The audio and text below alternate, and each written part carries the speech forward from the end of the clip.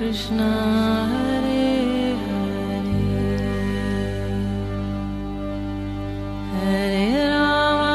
हरे राम राम राम हरे हरे।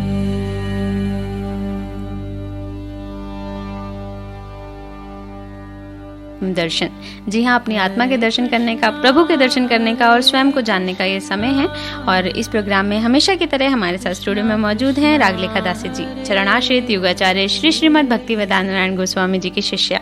रागलेखा दासी जी, आपका बहुत बहुत स्वागत है हमारे स्टूडियो में। हरे कृष्ण। रागलेखा दासी जी, पिछली बार हमने अपने श्रोताओं को अवगत कराया श्री चैतन्य महाप्रभु की जीवनी श्री गौरांग सुधा, जो एक पुस्तक के रूप में हमारे समक्ष है, और इसके बारे में हमने अपने श्रोताओं को बताया, क्योंकि बहुत सारे लोग जो हैं वो श्री चैतन्य महाप्रभु के बारे में नहीं जानते हैं। बहुत लोग जानते भी होंगे, लेकिन हम जो ये पुस्तक लेके आए हैं, जिसके बारे में हमने पिछले एपिसोड में अपने बात की थी, इस पुस्तक की जो हमने शुरुआत की थी श्री चैतन्य महाप्रभु की जीवनी श्री गौरांग सुधा के रूप में, जो चैतन्य चैतामृत और चैतन्य भागवत का मिश्रण है। इसमें आपने हमें बताया कि किस तरह से श्री चैतन्य महाप्रभु इस धरा पर और जगन्नाथ मिश्र और सची देवी जी के पुत्र के रूप में वो अवतरित हुए, और भगवान श्री कृष्ण का ही, उस प्रभु का वो रूप। तो रागलेखा दासी जी, पिछली बार हमने बात की थी उनके नामकरण तक। हमने जाना था कि बहुत सारे नामों से जो है उनका नामकरण किया गया, जिस तरह से निमाय, विशंबर, गौरांग, गौरहरि, ये सब नाम उनको दिए गए उनके रूप को देखकर, उनके जो उनकी रुचि परीक्षा थी उसको देखकर, ये बहुत सारे नाम उनको दिए गए आगे। और इस पुस्तक में क्या है उनकी जीवनी में, आप हमें सभी श्रोताओं को बताएं। अब निमाई जो घुटनों पे चलना सीख गए थे जी, तो वो एक जगह टिकते नहीं थे। कभी एक क्षण भीतर जाते घर के भीतर, फिर आंगन में पहुंच जाते थे जी। जिसको भी देख लेते उसको पकड़ने के लिए दौड़ते। कभी वो आग को पकड़ने के लिए दौड़ते, कभी सांप को पकड़ने के लिए दौड़ते। अब सची मैया इस विषय में चिंतित रहती थी कि ना जाने ये चंचल बालक कब क्या कर बैठे, तो इसलिए वो उनको अकेला नहीं छोड़ती थी जी। अब कई बार उनकी दृष्टि से बचकर आंगन में चले जाते। तो एक दिन सची मैया कुछ कार्य के लिए भीतर गईं और उन्होंने एक विशाल काला सर्प आया रेंगता हुआ जी। तो वो निमाई के निकट ही कुंडली मार कर बैठ गया। अच्छा। और इधर इन्होंने क्या किया कि उसके ऊपर बैठ गए, उसके फन के ऊपर बैठ गए और उसके फन से खेलने लगे, उसके फन को हिलाने लगे। सची मैया घर के बाहर आई तो देखा निमाई एक विषधर सर्प के ऊपर बैठा है, तो भय के कारण एकदम चीखने लगी कि निमाई नीचे उतर, नीचे उतर, और मूर्छित होने लगी। तो सारे घर में हाहाकार मच गया, सब लोग आने लगे, और इधर प्रभु तो सर्प के ऊपर लेटकर हंस रहे हैं और लोग गरुड़ गरुड़ कह रहे हैं। और सची मैया और जगन्नाथ मिश्र की तो अवस्था दयनीय हो रही थी। सची मैया अपने लाडले निमाई को बचाने के लिए दौड़ रही थी, परंतु लोग उन्हें पकड़े हुए थे। वास्तव में तो ये जो नाग था कोई साधारण नहीं था, ये शेष जी थे। तो शेष जी के ऊपर प्रभु बैठे हुए थे। तो बिल्कुल जैसे बाल कृष्ण जी की लीलाएं थी, उससे हाँ, काफी मिलता जुलता पैरेलल है इनकी लीलाएं जी। तो इसलिए वो प्रभु की सेवा के लिए आए थे। तो अब माता तो बहुत व्याकुल हो रही हैं। तो अब धीरे धीरे जब उन्होंने देखा ऐसा, तो उन्होंने प्रभु नीचे उतरे और वो सर्प रेंगता हुआ दूसरे कमरे में चला गया। सची माता ने दौड़ के निमाई को गोदी में ले लिया और अपनी छाती से चिपकाकर रोते रोते उसका मुख चुम्बन करने लगी। और प्रभु फिर से बार बार उनकी गोदी से उतर कर जिस और सर्प गया था उस ओर जाने लगे और उसे पकड़ने की चेष्टा करने लगे। तो इस लीला के द्वारा गौर सुंदर ने शेषशाही लीला को प्रकाशित किया है। अच्छा। और वो शेष नाग जो अनंत देव ने भी कुछ समय तक अपने प्रभु की सेवा की। तो इस लीला को जो है शेषशाही लीला का नाम दिया गया। जी। तो इसके बाद एक और लीला हुई। अब प्रभु तो पैरों पे चलना सीख लिया था, अभी तो रेंगते थे घुटने घुटने, अब पैरों पे चल रहे थे। तो एक दिन वो दूसरे बच्चों के साथ खेलते खेलते खूब शरारतें करते थे जी। किसी के घर में घुस के भात खाते थे, किसी के घर में दूध पीते थे, दही चुराते थे, जैसे कृष्ण ने किया, घर घर में माखन मिश्री खाया। तो इस तरह से इन्होंने भी। नमस्कार, रेडियो मानव रचना और किसी के घर में कुछ नहीं मिलता तो क्रोधित होकर घर में रखे हुए मिट्टी के सब बर्तनों को तोड़ डालते। और किसी के घर में बच्चा सो रहा होता तो उसके कान में जोर से चिल्लाते, बच्चा डर के मारे रोने लगता। और जी। घर के सब लोग दौड़कर आते तो प्रभु अपने संगी बच्चों के साथ गायब हो जाते थे। और यदि कभी किसी की पकड़ में आ जाते तो उससे बचने का कोई उपाय ना देखकर वो बड़ी चतुराई से उसके पैर पकड़ लेते और कहते, माँ आज मुझे छोड़ दो, मैं तुम्हारी कसम खाता हूँ दोबारा तुम्हारे घर में चोरी करने नहीं आऊँगा। उनकी ऐसी बुद्धि देखकर सब लोग आश्चर्य में पड़ जाते और उन्हें गोदी में लेकर लाड़ प्यार करने लगते थे। जी। एक दिन की बात है, वह अकेले घूमते घूमते घर से बहुत दूर निकल गए। अच्छा। वहीं पे 2 चोरों की दृष्टि पड़ी उनके ऊपर। अच्छा। और उनके शरीर में उन्होंने अलंकार पहने हुए थे, हार, हाथ में कंगन, पैर में नुपुर और इस तरह से पहने हुए थे। तो उन्होंने सोचा कि इस बच्चे को पकड़ लेते हैं, इसके सारे आभूषण हम लोग चुरा लेंगे। जी। तो अब वो उनके पास गए, गौर सुंदर के पास, और बोले, अरे बेटा तू कहाँ था, तेरे घर वाले तो तुझे खोज रहे हैं, घर में सभी लोग तेरे लिए चिंतित है, चलो हम तुम्हें घर पहुँचा देते हैं। अच्छा। जी। तो अब गौर सुंदर मन मन में मुस्कुराने लगे, बोले बहुत अच्छा, मैं रास्ता भूल गया था, आप लोग मेरे घर पहुँचा दो। जी। तो ये सुनकर वो दोनों ने उनको कंधे पर बैठा लिया। अब चोरों की प्रसन्नता की सीमा न रही उनको, लेकिन उनको भय था कि बच्चा अगर रोया चिल्लाया तो हम विपत्ति में फंस जाएंगे। परंतु गौर सुंदर स्वयं ही उनके कंधों पर बैठकर हंसते हुए जा रहे थे, इसलिए वे तीव्र गति से अपने घर की ओर जा रहे थे। अब बीच बीच में वे प्रभु को मिठाई देते, केला देते, संदेश देते कि लो लो बालक, तुम रोना नहीं, भूख लगेगी तो ये संदेश केला खा लेना। तो अब उनके अलंकारों को मन ही मन में बांट रहे थे कि मैं, एक बोला मैं ये लूंगा, मैं इनके कान के लूंगा, हाथ के लूंगा, हार लूंगा, इस तरह आपस में दूसरे सोच रहे थे। जब वो दोनों घर की ओर जा रहे थे तो इनके चोरों की बातों को सुन के प्रभु हंसते हुए मिठाई खाते जा रहे थे। और जब वो बहुत दूर आ गए तो इधर निमाई को घर में ना देखकर जगन्नाथ जी और सची माता और अन्य अन्य लोगों ने ढूंढने लगे। तो जैसे जल के बिना मछली की अवस्था होती है वैसे ही माता रोने लगी। जी। और उधर चोर लोग आनंद से गौर सुंदर को अपने घर की ओर ले जा रहे थे, परंतु भगवान की माया से मोहित होकर वे अपने घर का रास्ता भूल गए और निमाई के घर में आकर ही चले आए। सोचा यही हमारा घर है, लेकिन वो एक्चुअली निमाई का घर था। और वहाँ आकर जब वो पहुँच गए तो उन्होंने सोचा, फिर उन्होंने बोला बेटा नीचे उतरो, तुम्हारा घर आ गया। तो गौर सुंदर हंसते बोले हाँ हाँ मुझे नीचे उतारो, मेरा घर आ गया। जब वो नीचे उतरे तो दौड़ कर जगन्नाथ मिश्र की गोदी में चढ़ गए।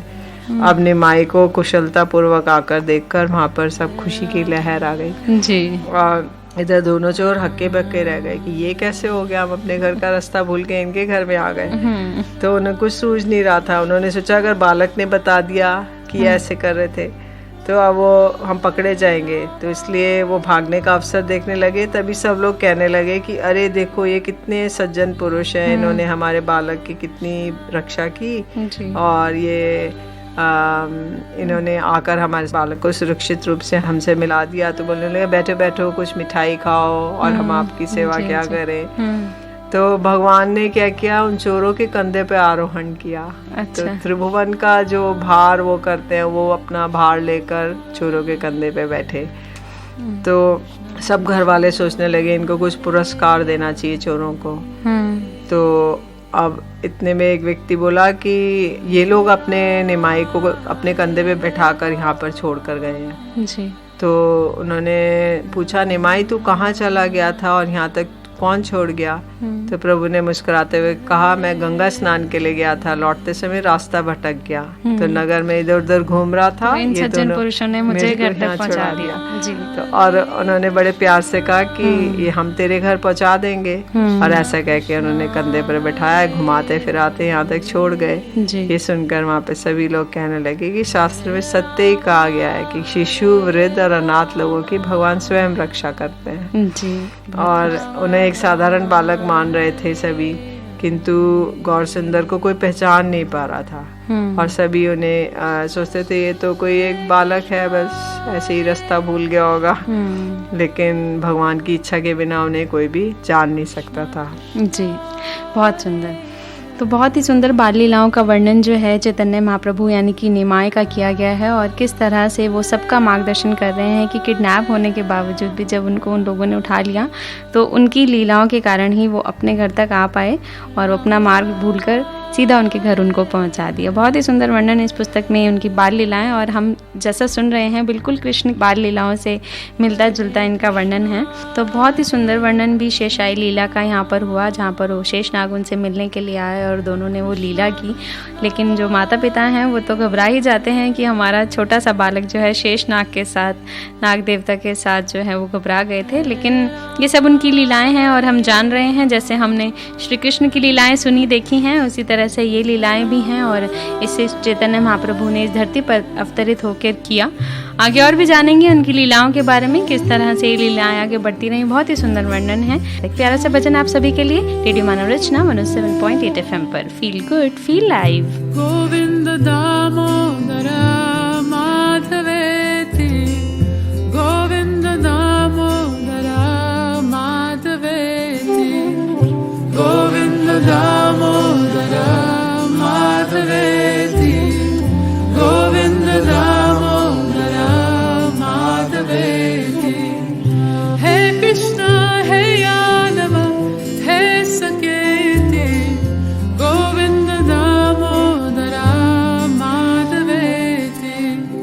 हे कृष्ण हे यादव हे सकेति, गोविंद दामोदर माधवेति, गोविंद दामोदर माधवेति, गोविंद दामोदर माधवेति। हे कृष्ण हे यादव हे सकेति, Govind Damodar माधवेति।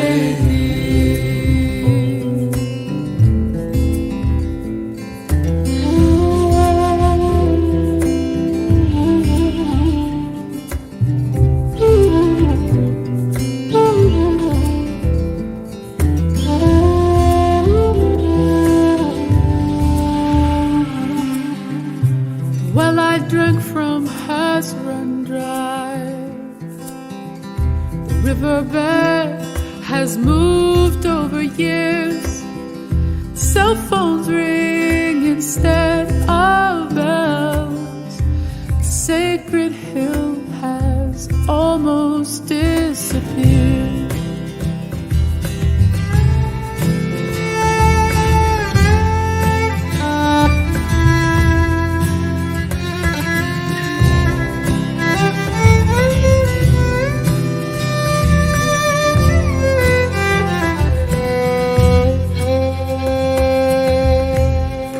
And ashes at the river's edge, drifting side by side. Sun rises over new hotels, sages close their eyes.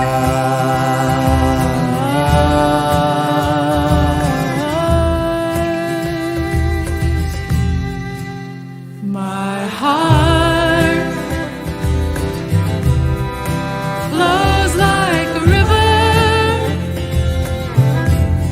to the sea. May it always be a river of grace flows through me. May it always be. May it always be. Govinda Damodara Madhaveti, Govinda Damodara Madhaveti, Govinda Damodara Madhaveti, Govinda Hare Krishna Hare Krishna, Krishna Krishna Hare Hare, Hare Rama Hare Rama, Rama Rama Hare Hare. स्वागत है आप सभी का एक बार फिर radio Manav Rachna 107.8 FM पर। मैं हूं सरिता, आपके साथ प्रोग्राम चल रहा है आत्मदर्शन। रागलेखा दासी जी हमारे साथ स्टूडियो में मौजूद हैं और वर्णन हो रहा है श्री चैतन्य महाप्रभु की बाल लीलाओं का, यानी कि निमाय जो है उनको नाम दिया गया। बहुत सारे नाम दिए गए वैसे, लेकिन जो घर में नाम उनका दिया गया वो था निमाय। और निमाय ने जो है अभी हमने जाना कि किस तरह से शेषाई लीला करी और किस तरह से उनका अपहरण किया गया और वो ठीक ठाक अपने घर आ गए अपनी लीला के कारण, क्योंकि ये भी उनकी एक लीला थी और उन्होंने उनका भी मार्गदर्शन किया, समाज कल्याण का उनको भी संदेश दिया। आगे और जानते हैं रागलेखा दासी जी से कि और किस तरह की लीलाओं को उन्होंने अंजाम दिया। जी। अब जगन्नाथ मिश्र के घर में गौर सुंदर अपनी गुप्त रूप से लीलाएं कर रहे हैं और कोई इन्हें पहचान नहीं पाता था। जी। एक दिन जगन्नाथ मिश्र ने निमाई को बुलाया और उनसे अपनी पुस्तक मंगाई। जी। पिताजी का आदेश पाकर वो लोग दौड़ते हुए भीतर गए और घर के भीतर नुपुरों की अति मनोहर रुंझुन रुंझुन की ध्वनि सुनाई पड़ी। उस ध्वनि को सुनकर सची माता और जगन्नाथ मिश्र दोनों आश्चर्यचकित हो गए और सोचने लगे कि ये हमारे पुत्र के पैरों में तो नुपुर नहीं है, तो ये नुपुर माने पायल, तो वो तो नहीं है, ये कहाँ से ध्वनि आ रही है। अभी वे ऐसा सोच ही रहे थे कि गौर सुंदर पुस्तक लेकर आ गए और जगन्नाथ मिश्र को देखकर ठुमकते ठुमकते खेलने के लिए चले गए। कुछ देर के बाद जब वो लोग घर के भीतर गए तो उन्होंने उनके आश्चर्य की सीमा ना रही। उन्होंने घर के भीतर देखा, क्योंकि माटी का फर्श था, माटी उससे लिपा हुआ था, तो उन्होंने देखा वहाँ पे बड़े सुंदर चरण चिन्ह थे जिन पे ध्वजा, वज्र, अंकुश, पताका ये सब अंकित थे। अच्छा। क्योंकि श्री कृष्ण के चरणों में 19 चिन्ह है, तो अब ये तो गौर सुंदर तो अभिन्न है कृष्ण, तो इसलिए वो चरण चिन्ह 4 उनको चरण चिन्ह दिखाई दिए, ध्वजा का, वज्र, अंकुश और पताका का। अच्छा। उन चिन्हों को देख के वो लोग बड़े आनंदित हो गए, उनका शरीर पुलकित हो गया और आनंद से अश्रुधारा बहने लगी और उन्होंने चरण चिन्हों को प्रणाम किया और उन्होंने सोचा कि आज हमारा जीवन धन्य हो गया। और उन्होंने सोचा कि अब हमारा पुनः जन्म नहीं होगा, क्योंकि ऐसा शास्त्र में वर्णन है कि भगवान के चरण कमलों का जो भी दर्शन कर लेता है उसको ही मुक्ति हो जाती है। जी। तावत भूमंती संसारे मनुष्य मंद बुद्धिय यावत रूपम न पश्यन्ति केशवस्य महात्मना। ये विष्णु धर्मोत्तर में है ये श्लोक। इसमें बोला गया, इसका अर्थ है कि मंदबुद्धि मनुष्य जब तक इस संसार में भ्रमण करते हैं जब तक कि भगवान का दर्शन नहीं कर लेते। जगन्नाथ मिश्र सची मैया से बोले कि ऐसा लगता है हमारे घर में जो शालिग्राम शिला है वही साक्षात रूप से हमारे घर में घूमते रहते हैं। अच्छा। क्योंकि उनके घर में शालिग्राम शिला थी जो कि गोल गोल एक काले पत्थर जैसे दिखाई देते हैं, तो उन्होंने सोचा वही एक अपना रूप धारण करके और घर के भीतर घूमते रहते हैं। अच्छा। तो इसलिए उनके चरण चिन्ह आ गए।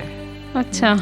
और उनकी नूपुर की ध्वनि भी सुनाई दे रही थी और चिन्ह भी आ गए। जी। तो उन्होंने बोला कि आज अच्छी तरह से जगन्नाथ मिश्र जी ने मैया को कहा, सची मैया को, कि आज अच्छी तरह से खीर बनाओ, इसमें घी डालो, आज उन्हें हम पंचामृत का स्नान कराएंगे और भोग लगाएंगे। अच्छा। और वो लोग आनंद से शालिग्राम जी की पूजा करने लगे। ये सब देख के गौर सुंदर मनी मन हंस रहे थे।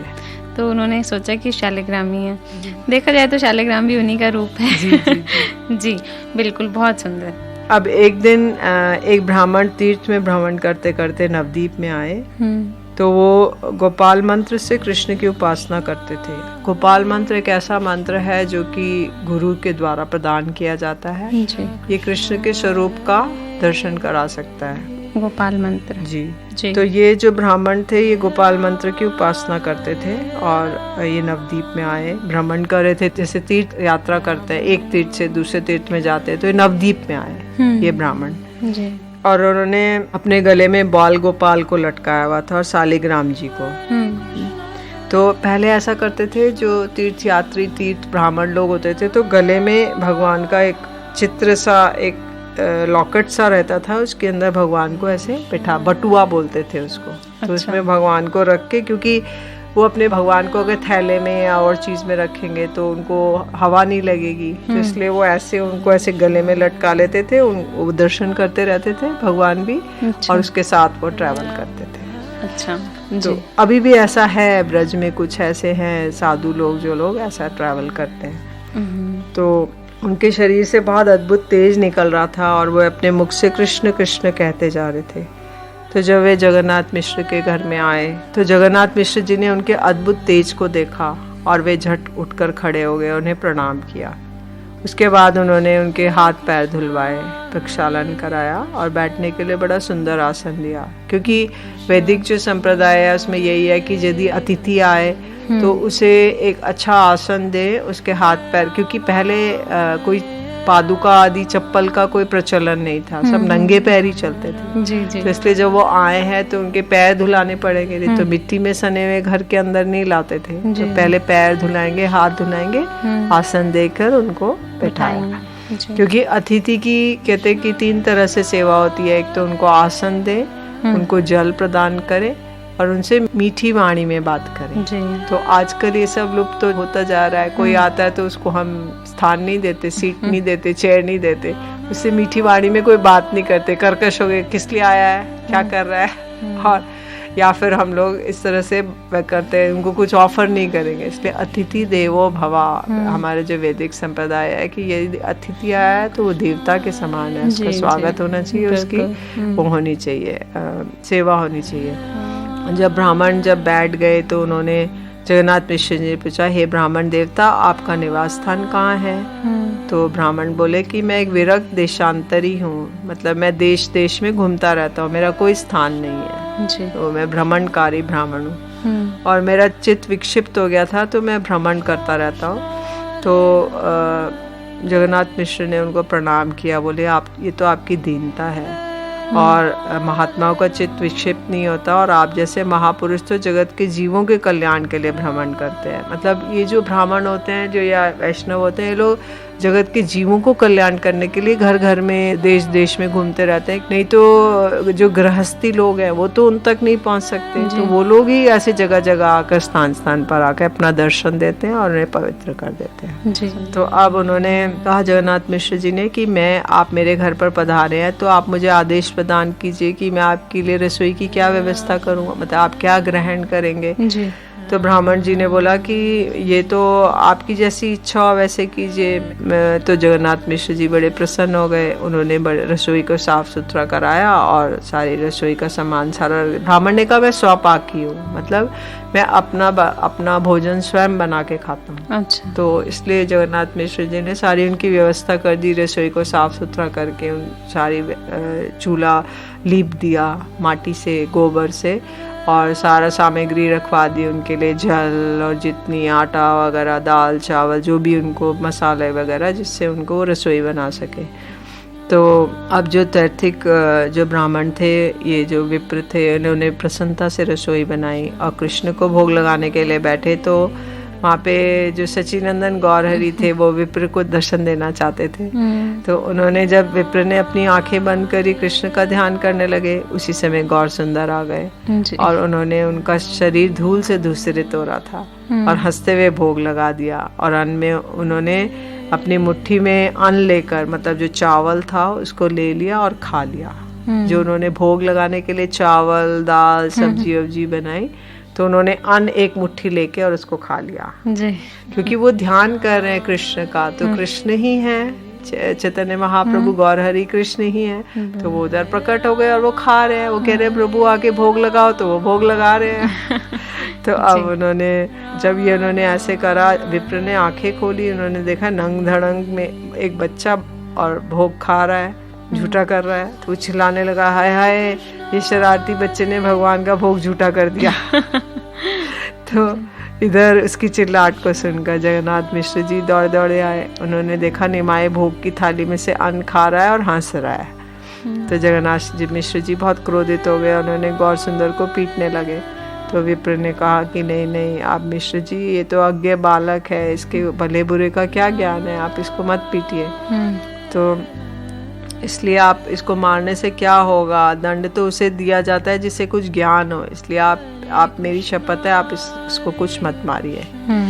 फिर ये सुनकर मिश्र जी बड़े दुखी हो गए, अपने सिर पे हाथ रख लिया और सिर नीचा करके बैठ गए। तैर्थिक विप्र को क्या कहें, वे कुछ समझ नहीं पा रहे थे। इस प्रकार वे शोक मग्न देखकर विप्र जी स्वयं ही बोले, हे जगन्नाथ मिश्र जी, आप दुखी मत होइए, क्योंकि किसी दिन क्या होगा ये तो एकमात्र भगवान ही जानते हैं। इसलिए जो हुआ भगवान की इच्छा से हुआ आप प्रसन्न हो जाइए और घर में कुछ फल मूल है तो उसको ले आइए, वही मैं ठाकुर जी को भोग लगा देता हूँ। अच्छा। क्योंकि फल आदि तो कभी भी पाया जा सकता है, उसका भोग लगाया जा सकता है। अब रसोई तो नष्ट हो गई तो वो सोच रहे साधारण बालक है, इसने भोग लगा दिया, झूठा कर दिया, रसोई नष्ट हो गई, तो अब हम दोबारा लगा देंगे। क्योंकि उन्होंने देखा जगन्नाथ मिश्र जी बहुत ही दुखी हैं, तो उन्होंने कहा कि इनका दुख ऐसे ही दूर किया जाए। तो उसके बाद उन्होंने मिश्र जी ने दीनतापूर्वक कहा, हे विप्र, आपको मेरे और मेरे परिवार की यदि कृपा दृष्टि रखनी है मेरे ऊपर, तो यदि आप मुझे अपना सेवक मांगते हैं तो आप मुझे पुनः रसोई बनाकर गोपाल जी को भोग लगाएं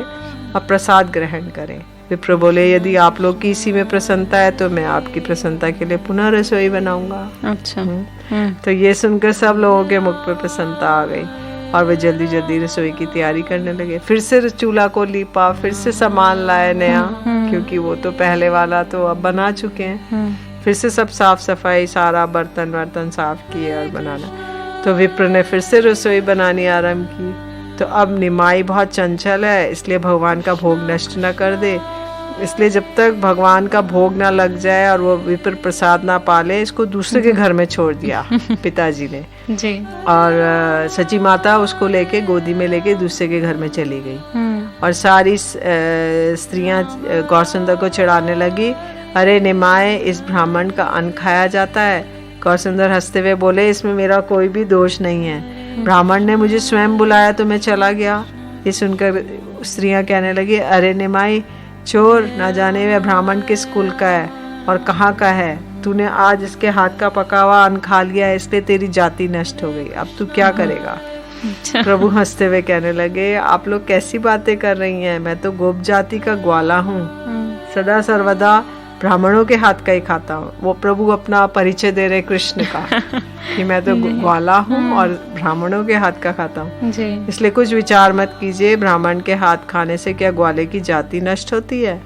इस प्रकार गौरसुंदर छल पूर्वक अपना परिचय दे रहे हैं, लेकिन माया से मोहित होने के कारण कोई उनकी बातें नहीं समझ पा रहा। उनकी ऐसी अनोखी बातें सुनकर सभी हंसने लगे। उधर ब्राह्मण ने पुनः रसोई बनाई और गोपाल जी को निवेदन करने बैठ गया। अब वो गोपाल जी का ध्यान कर रहा है, गोपाल मंत्र कर रहा है, गोपाल मंत्र के द्वारा उनको भोग लगा रहा है। अंतर्यामी गौरसुंदर तो जान गए, तो वो लोगों को मोहित करते करते हंसते हंसते फिर विप्र के निकट पहुंच गए और भोग के पात्र में से एक मुट्ठी अन्न लेकर खा लिया, चावल फिर से खा लिया। तो आहट सुन के ब्राह्मण ने आंखें खोली, पुनः उसी बालक को भोग झूठा करके चिल्लाने लगा, हाय हाय, इस चंचल बालक ने फिर से भोग नष्ट कर दिया। तो उसकी हाय हाय की सुनकर जगन्नाथ मिश्र जी वहां पर पहुंचे और उन्होंने गौरसुंदर को वहां से भागते हुए देखा। गौरसुंदर वहां से चले गए, भाग गए। मिश्र जी क्रोधित होकर चिल्लाने लगे, अरे दुष्ट बालक, तेरी दुष्टता बहुत बढ़ गई है, आज तुझे पीट कर तेरी बुद्धि को ठीक करता हूँ। भयानक, उनको भयंकर क्रोध आ गया जगन्नाथ मिश्र जी को। जब वो गौरसुंदर के पीछे दौड़े तो उसी समय विप्र ने अन्य लोगों ने उनको रोक लिया। अब मिश्र जी का क्रोध शांत नहीं हो रहा था। अब उन्होंने बोला कि मुझे छोड़ दो और मैं इस तरह इस बालक को सबक सिखाकर ही रहूँगा। तो अब उनको अत्यंत क्रोध देखकर मिश्र जी से वो बोले, ब्राह्मण कि आप क्या करने जा रहे हैं, आप तो परम दयालु हैं, आप इस निर्बोध बच्चे को पीटेंगे तो आपकी दयालुता और समझदारी कहाँ रही जी? क्योंकि ऐसे अच्छे बुरे का ज्ञान से रहित ये अबोध बालक है और आप उसको, उसकी चंचलता ही उसका स्वभाव है। तो अब मिश्र जी का क्रोध शांत नहीं हो रहा, तो विप्र ने वहाँ जाकर जगन्नाथ जी का हाथ पकड़ लिया और बोले कि जगन्नाथ मिश्र, इस बालक का कोई दोष नहीं है, आप व्यर्थ ही इस पर क्रोध कर रहे हैं।